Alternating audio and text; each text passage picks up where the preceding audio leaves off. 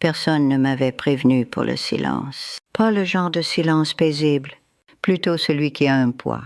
Celui qui s'assoit en face de vous au petit déjeuner et ne dit pas un mot.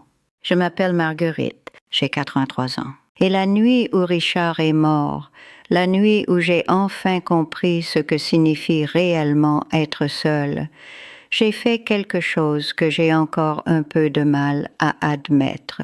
J'ai préparé 2 tasses de café. Je l'avais fait pendant tant d'années que mes mains l'ont fait, tout simplement, 2 tasses. Je les ai posées toutes les 2 sur le comptoir. Et je suis restée là dans la cuisine, dans le noir, à regarder la 2e tasse refroidir. Et j'ai pensé, bon, nous y voilà. Je veux vous dire quelque chose avant d'aller plus loin.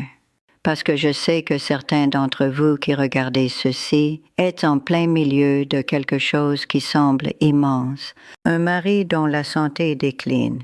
Une maison devenue trop silencieuse récemment. Une chaise vide que vous n'avez toujours pas déplacée. Et d'autres sont plus jeunes. Peut-être vivez-vous seul par choix et vous vous dites « Ce n'est pas mon cas, pas encore ». Mais vous l'avez senti, n'est-ce pas? Ce silence particulier à la fin d'une longue journée, quand il n'y a personne à qui raconter comment ça s'est passé. Quand vous réalisez que vous n'avez pas prononcé un seul mot à voix haute depuis hier, on n'en parle pas assez. On parle de tout, s'occuper, rester positive, appeler les enfants. Mais l'expérience réelle d'être seule, ce que cela fait vraiment à une personne. Je l'apprends depuis 15 ans maintenant, et je n'ai pas fini. Voici ce qu'on m'a dit quand Richard est parti. Des gens bien intentionnés. Mes filles. La dame de la paroisse qui a apporté un gratin et qui est restée 45 minutes. Tu dois rester occupée. Garde une routine. Ne reste pas enfermée trop longtemps. Alors, j'ai fait ce qu'il disait. Je me suis fait un planning. 6h30, réveil. 7h, petit déjeuner. 8h, tour du pâté de maison. Je l'ai écrit sur papier. Je l'ai scotché sur le réfrigérateur. J'étais si fière de ce planning. Je me disais, bon, je vais m'en sortir. J'ai toujours été organisée. Les structures m'ont déjà sauvée par le passé. Le premier matin, je l'ai suivi parfaitement. Le deuxième matin, je suis arrivée au moment de la promenade et je ne me souvenais plus pourquoi je le faisais. J'ai parcouru la même rue que j'avais parcourue 100 fois avec Richard et je suis passée devant le banc près de l'orme où il s'arrêtait pour reprendre son souffle et je suis restée là pendant longtemps. En rentrant, j'ai retiré le planning du réfrigérateur. Je me suis dit que ça ne marchait pas, qu'il me fallait une approche différente. La deuxième chose qu'on m'a dite était « Trouve une communauté. Inscris-toi à quelque chose. Un cours, un groupe, un club. » Ma fille Suzanne m'a emmenée à une réunion de soutien au deuil à la bibliothèque un mardi soir. Je me souviens des néons. Je me souviens des chaises pliantes disposées en cercle. Je me souviens d'un homme nommé Gérard qui avait perdu sa femme après 52 ans de mariage et qui n'arrêtait pas de dire « Je ne comprends pas où le temps est passé. » Je suis restée assise là pendant l'heure entière. J'ai hoché la tête quand les gens parlaient. Une femme nommée Huguette avait apporté des biscuits et ils étaient très bons, il faut le dire. Mais quand Suzanne est venue me chercher et m'a demandé comment c'était, je n'ai pas su quoi dire. C'était bien, j'ai dit. Elle m'a regardé comme mes enfants me regardent quand ils essaient de savoir si je vais bien sans oser poser la question. Tu n'es pas obligée d'y retourner, a-t-elle dit. Je sais, j'ai répondu. Je n'y suis pas retournée. Mais je n'ai pas non plus arrêté de ressentir ce qui m'avait poussé là-bas au départ. C'était juste là, sans nulle part où aller. La solitude a une façon de vous suivre jusqu'à la maison après ce genre de réunion, comme si elle s'était glissée dans la poche de votre manteau, attendant patiemment. Ce que je vais dire va paraître ridicule, mais je veux le dire quand même, parce que je ne peux pas être la seule. Pendant environ 6 semaines après la mort de Richard, j'ai commencé à narrer ma propre vie, à voix haute, pour moi-même, à la 3e personne. Marguerite prépare la soupe. Marguerite cherche ses lunettes de lecture. Marguerite ne trouve pas ses lunettes car Marguerite les a encore laissées sur le rebord du lavabo. Ma plus jeune fille Léa m'a surprise à le faire une fois lors d'un appel téléphonique et elle est devenue totalement silencieuse. Je l'entendais hésiter entre s'inquiéter ou rire. Elle a fait un peu des deux dans cet ordre. Je ne le fais plus autant aujourd'hui, mais je mentirais si je disais que j'ai arrêté complètement. La troisième chose que j'ai essayée est celle à laquelle je me suis accrochée le plus longtemps, parce qu'elle semblait la plus raisonnable. S'appuyer sur la famille, c'est ce qu'on fait. Laisser ses enfants aider, en être reconnaissante. Et ils ont aidé. David m'emmenait à mes rendez-vous. Suzanne appelait tous les dimanches. Mes petits-enfants venaient pour les vacances et la maison semblait pleine pour une journée et j'adorais ça, vraiment. Mais il y a une chose qui arrive quand on compte sur des gens qui ont leur propre vie. On le sent, le moment où la visite commence à toucher à sa fin. Les manteaux qu'on récupère, les conversations étouffées près de la porte pour savoir qui conduit. Et vous restez dans votre cuisine à remplir le lave-vaisselle pour ne pas avoir à les regarder partir. Une fois qu'ils étaient partis, le silence n'était plus simplement du silence. Il avait du contraste. Il était plus bruyant. J'ai commencé à ressentir quelque chose que je n'avais pas prévu. Je ne me sentais pas seule parce que personne ne venait. Je me sentais seule parce que je n'avais aucune idée de ce que j'étais quand personne n'était là pour me voir. Pendant plus de 40 ans, j'avais été la femme de quelqu'un, la mère de quelqu'un, l'employée de quelqu'un. Quelqu'un qui avait un rôle, une place et qui savait ce qu'on attendait d'elle.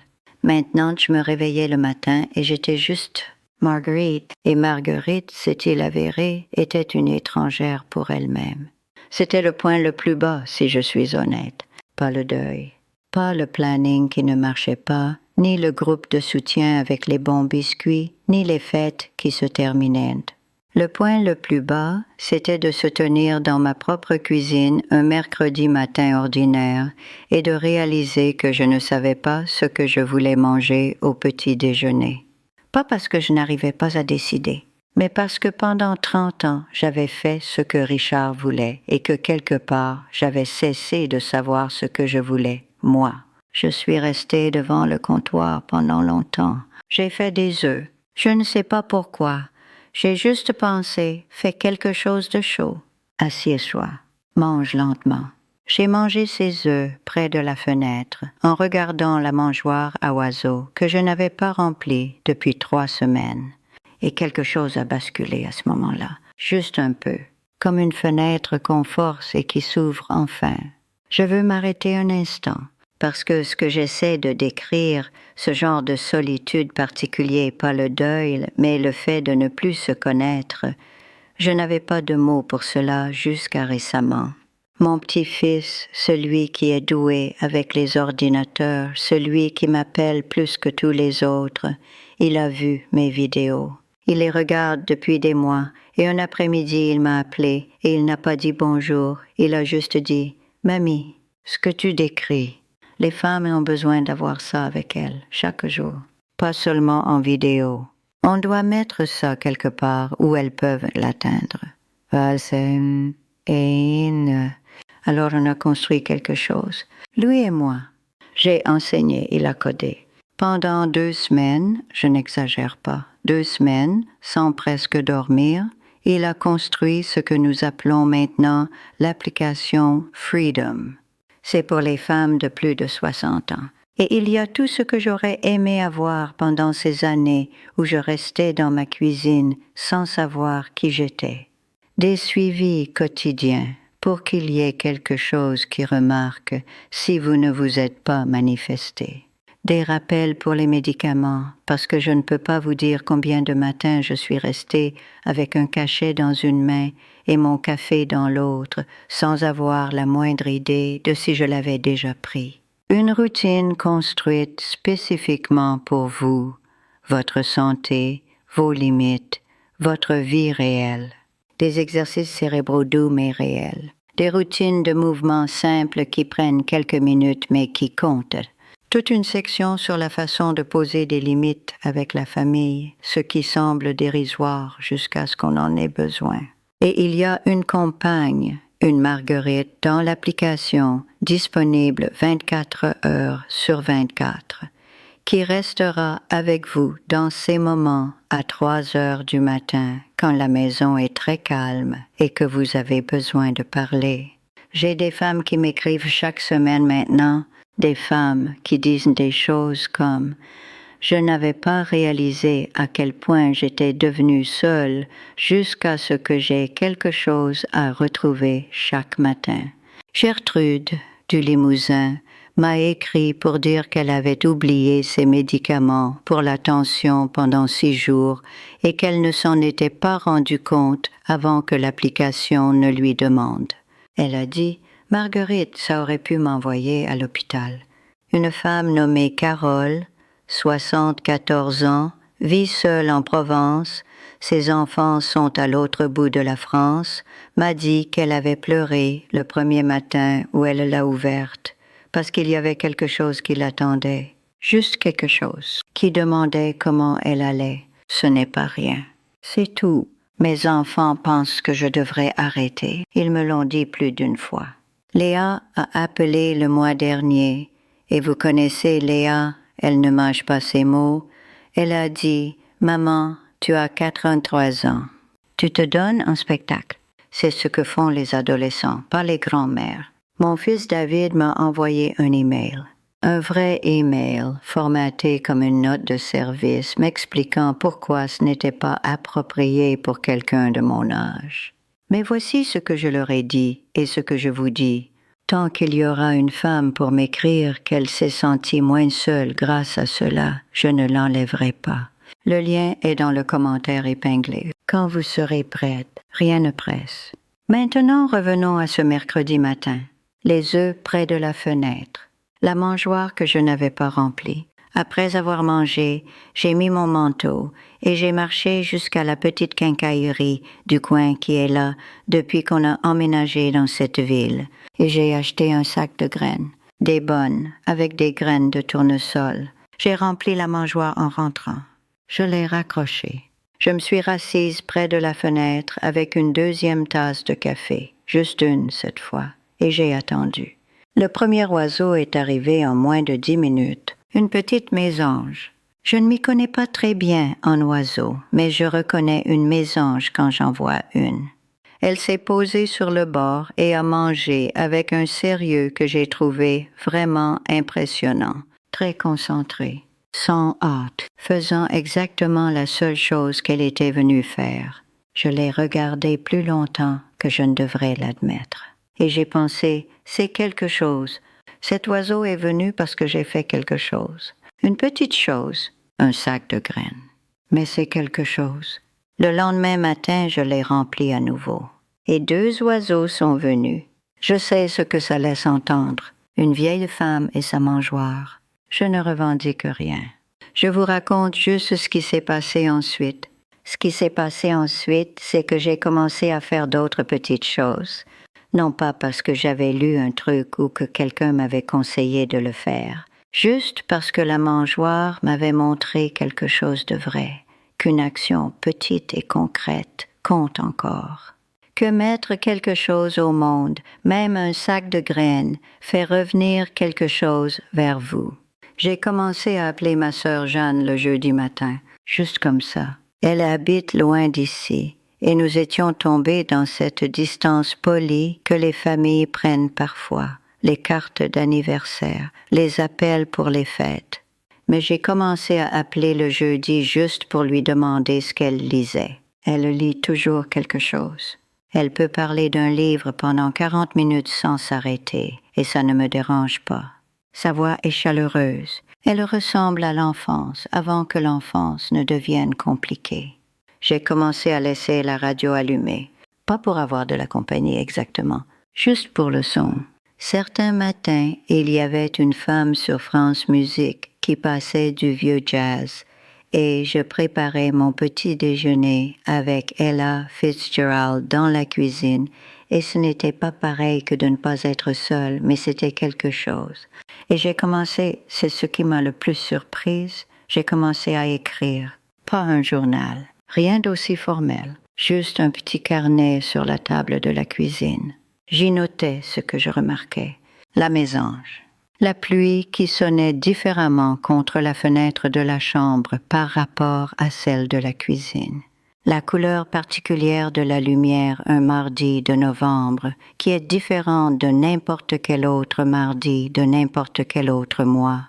Je ne sais pas pourquoi j'ai commencé, mais ce que je sais, c'est ceci. Quand on écrit quelque chose, on doit d'abord le remarquer.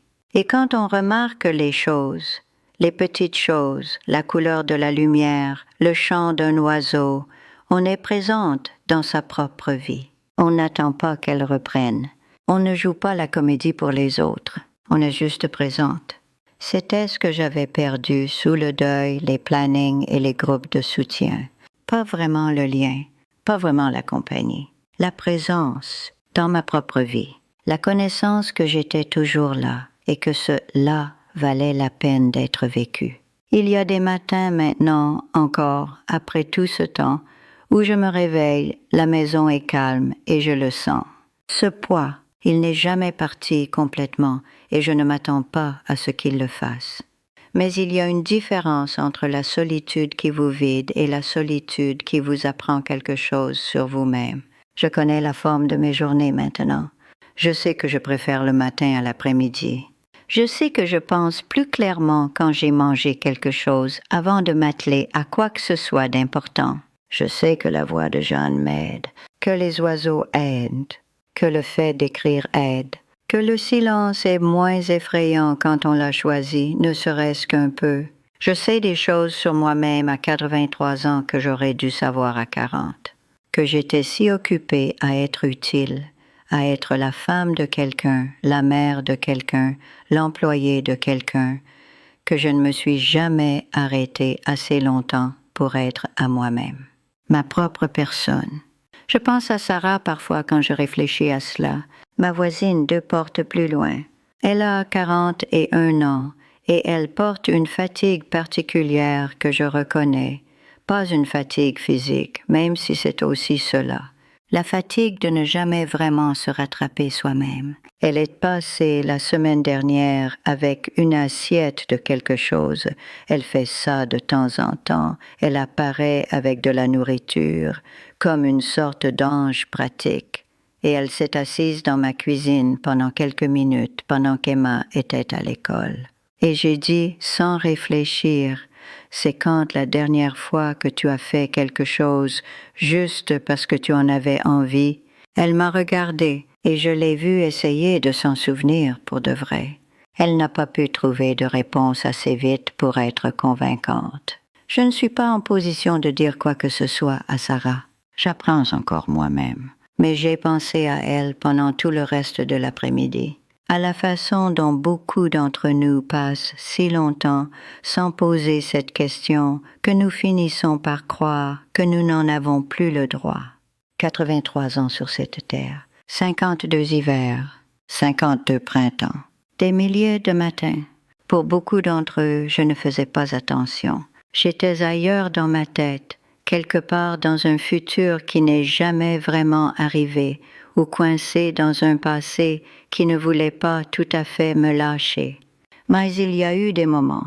La lumière d'un mardi de novembre. Une mésange mangeant avec un sérieux total.